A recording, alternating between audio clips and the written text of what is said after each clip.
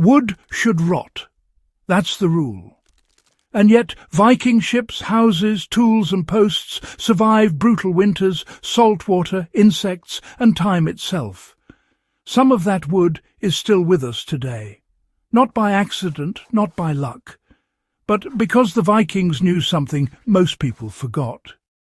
They didn't just build with wood, they treated it, protected it, fed it, and the methods they used were simple, repeatable, and honestly, shockingly effective.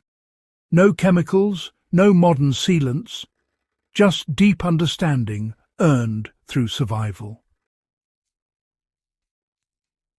This is the real story of how Vikings kept wood alive for centuries, and why their methods still matter right now. Why Viking wood refused to die. The Viking world ran on wood. Ships, homes, weapons, tools, carts, storage chests, fences, even nails in some cases. If wood failed, life failed with it.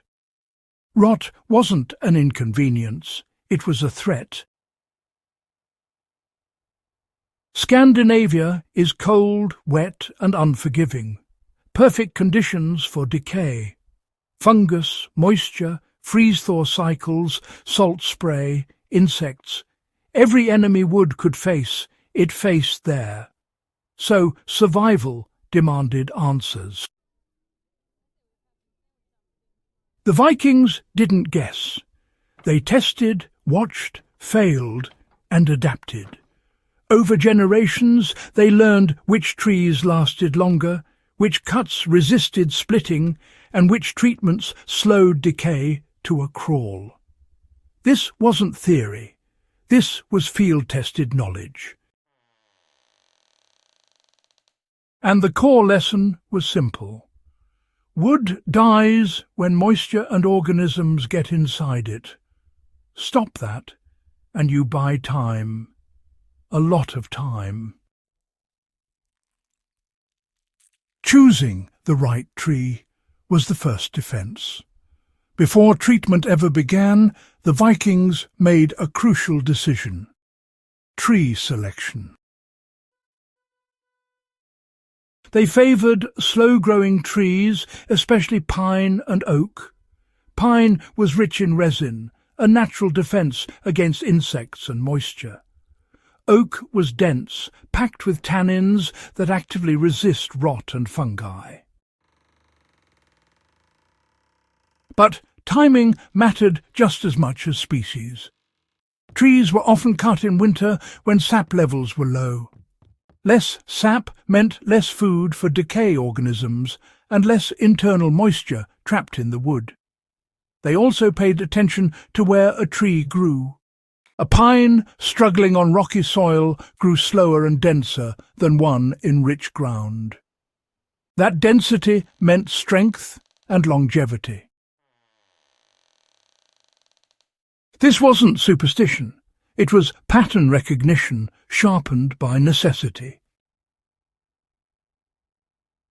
Fire was not the enemy, it was the shield. Here's where things get clever. The Vikings deliberately burned wood, not to destroy it, to protect it.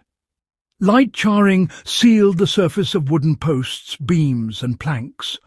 Fire killed surface organisms, closed pores, and created a carbon layer that resisted moisture penetration. You see this clearly in fence posts and building supports. The part that went into the ground was often charred before installation. The result was dramatic. Charring could double or triple the lifespan of a post. This technique wasn't flashy. It didn't require tools beyond fire and control. And it worked. Modern builders rediscovered this method centuries later. The Vikings never forgot it. Pine tar was liquid preservation. If there was one substance Vikings trusted above all others for wood preservation, it was pine tar. Pine tar wasn't scraped off trees, it was cooked. Pine roots and resin-rich wood were slowly heated in low-oxygen pits or kilns. What seeped out was thick, black, sticky tar. This tar was brushed, rubbed, or soaked into wood. Ships were coated inside and out. Roof shingles drank it in. Tool handles were treated. Storage chests were sealed.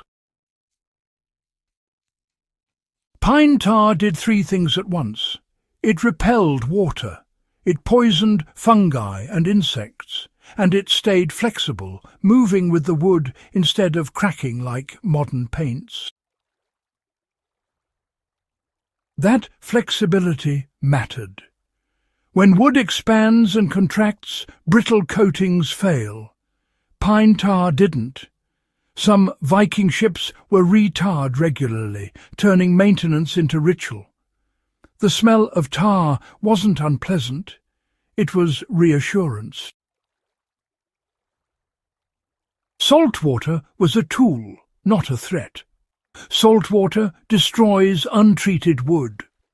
Vikings knew that better than anyone, so they worked with it instead of fighting it blindly. Timbers meant for ships were sometimes soaked in seawater before construction.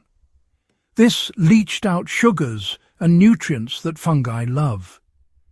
What remained was tougher, less appetizing wood. Salt also discouraged insect infestation. Shipworms and borers thrived in certain conditions.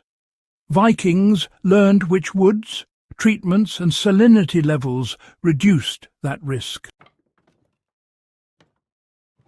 This wasn't perfect protection, but it slowed decay significantly.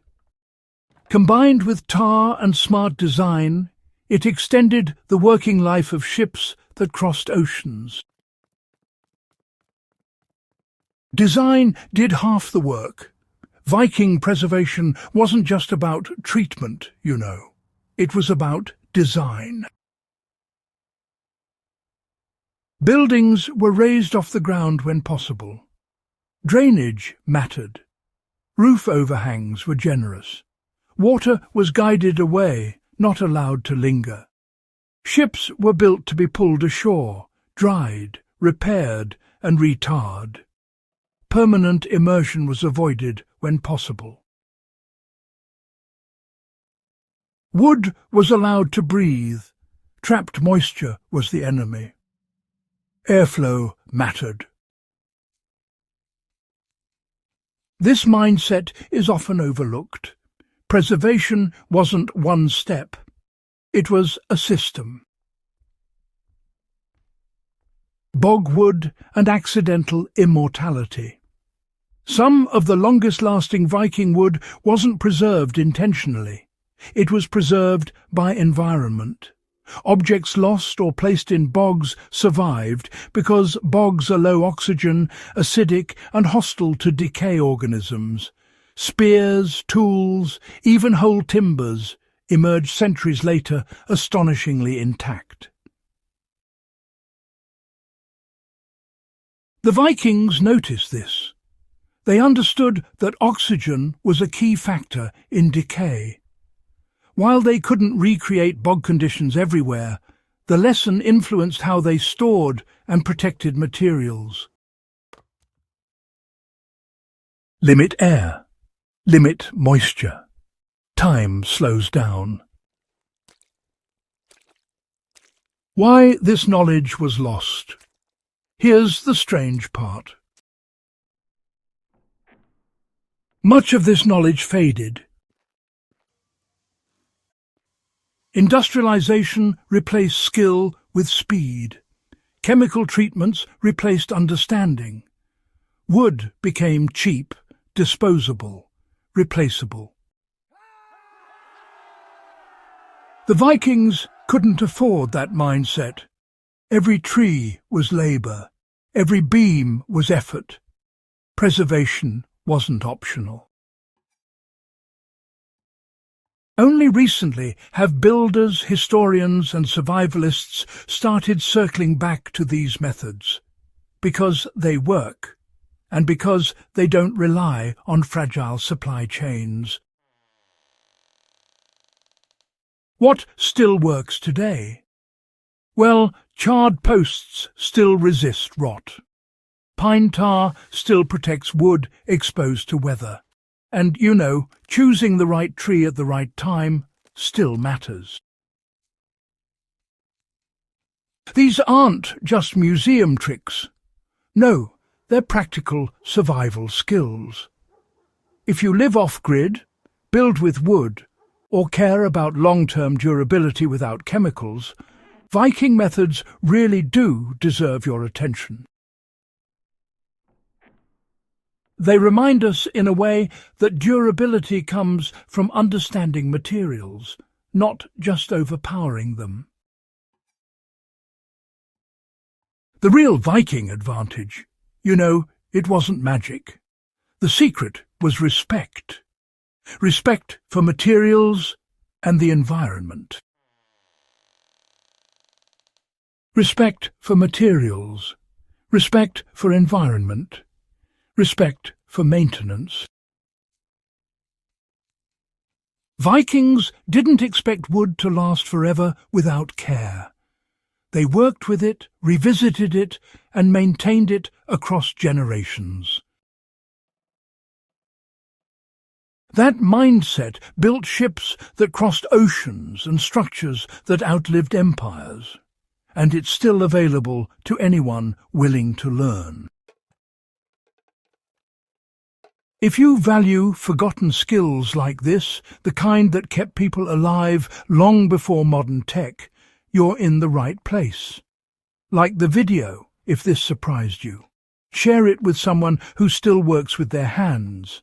And subscribe to Legacy of Survival for more real-world knowledge pulled straight from history. Because the past isn't dead. It's waiting to be used.